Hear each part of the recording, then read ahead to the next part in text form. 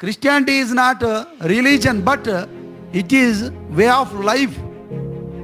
जीवन का शैली ये है, कैसा बचना, कैसा खाना, कैसा पीना, कैसा चलना, कैसा बात सुनना, कैसा गीत सुनना, कैसा बात बोलना, कैसा काम करना, कैसा काम नहीं करना, ये डायरेक्शन देते वो है ఓన్లీ ఈసాయి. క్రిస్టియానిటీ అనేది మతం కాదు, ఇది way of life. Way of life, way of life అంటే జీవన శైలి.